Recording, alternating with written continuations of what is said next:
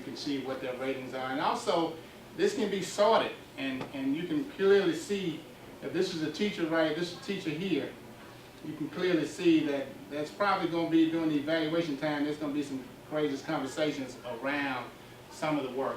It's a teacher's a 2, so more than likely he or she may not be dismissed, but it's something we can have a courageous conversation about.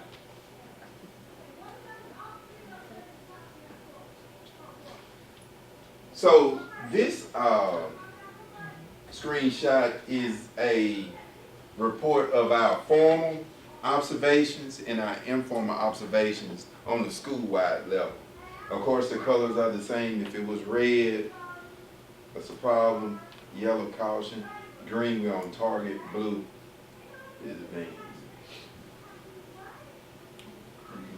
I'm actually coming back to those. Okay. One thing that we do, we use Randa as our observation instrument, so they're a great partner with us with this. They've helped us to include some focus on student engagement.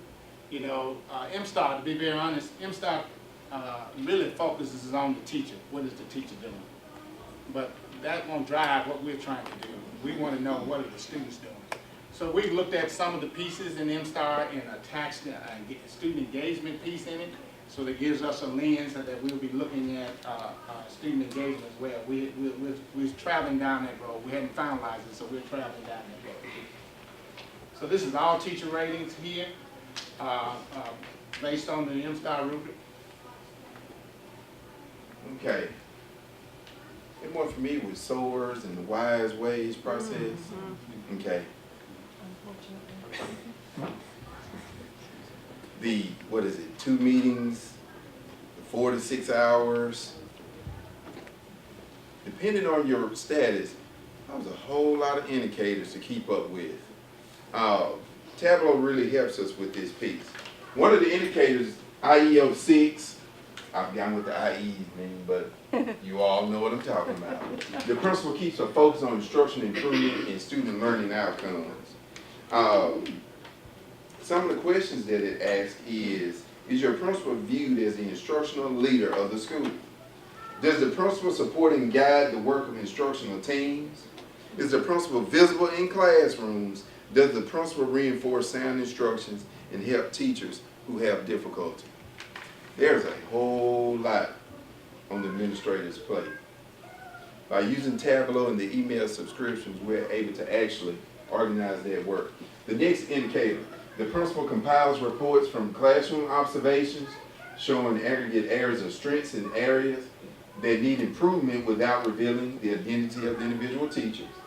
The leadership team reveals the principal summary reports of classroom observations and take them into account in planning PD.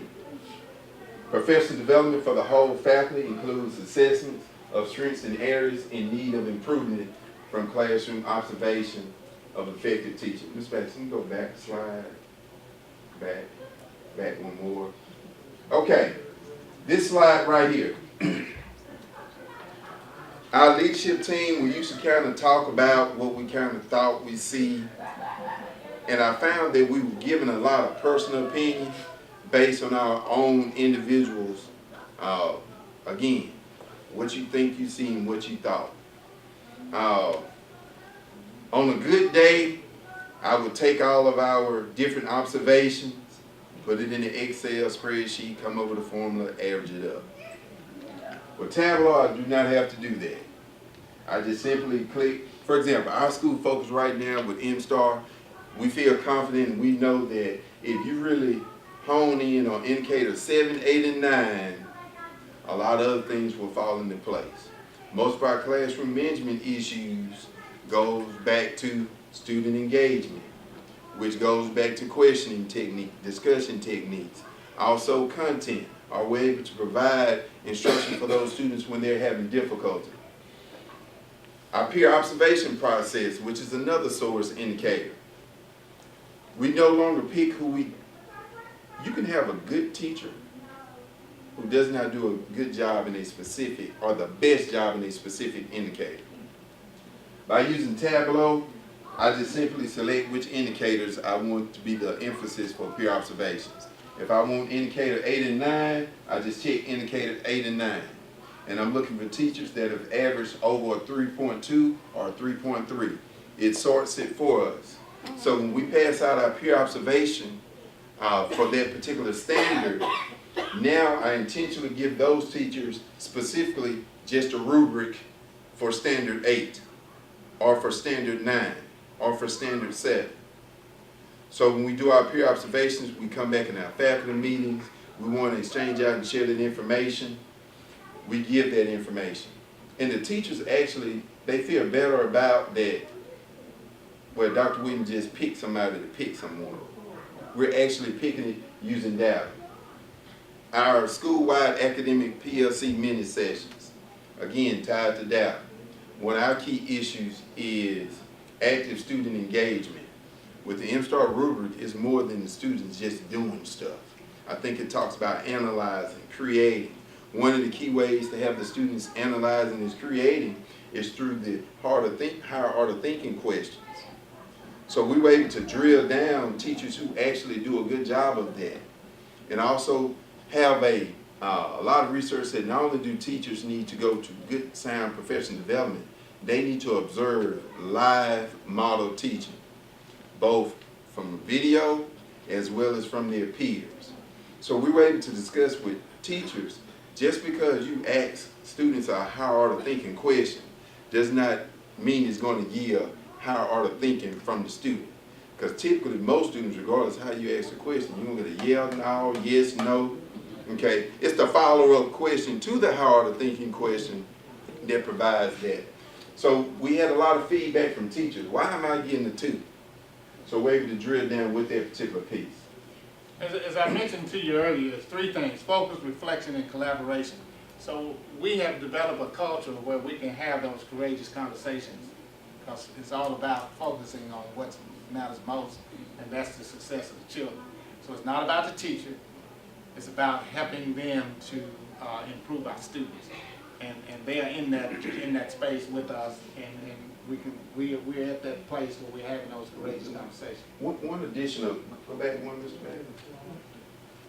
One tab that I think is not up there that's omitted is I'm able to view all of the observation data by observers, by indicator, by average. It was in there. That's not it. That's not it. So in the past, I was able to see Robert Williams' teacher ratings and his average ratings for Robert Williams. And I was able to see Mr. Baxter's, Ms. Anderson, Dr. Thomas. But with Tableau, I'm able to break it down further by observer, by standard, by rating, even by teacher. We're in the accountability model. So I say probably in November, I received my data report, and I started noticing that each year we start off all our observers, principals, assistant principals, academic coach. We start out, we do classroom observations together. We observe the classroom. We debrief immediately afterwards. Typically we try doing the classroom observation the period prior to a teacher's planning period. Because after we debrief, we want to bring the teacher in and say, hey, these are the ratings we gave you. How do you feel about this? Where were you going? So we started out close, probably around late October, November. I saw we started streaming. And so teachers started saying, well, hey, when I come in, Mr. Graves come in here, he's giving me 4s. But when you come in here, it's a 2. It's time to come back and huddle up as observers. And it goes back to, remember I said oftentimes when the data points out, we want to talk about data, but when it points in, it's someone else's fault. So by using this data analytic, I'm able to capture and see when we're going apart. So we had to come back in and sit down, okay, what are our norms? What are our expectations? Why is this person getting 1s or 2s from you and 3s and 4s for someone else? That's not an I got you piece. Okay, everyone is human. That's not an I got you piece. I want to definitely make sure as the principal that we do not have any biases going on or any observations. and I need to know that before I'm in a hearing. So we're able to automatically receive that information from the front.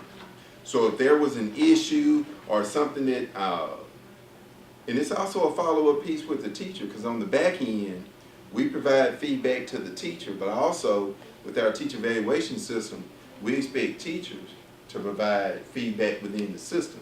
So if I may have blinked while you provided that higher thinking activity, you need to go in on your teacher observation and say, hey, I think you missed this. This is what I did during this particular time. They're able to kind of respond to my scripting. Now, I'm not going to fall out with somebody. You know, if they say they did it, hey, they have the evidence for it, because they know I go back and talk to the students. Hey, I don't have a problem with changing their rating because, hey, I'm human, I missed something.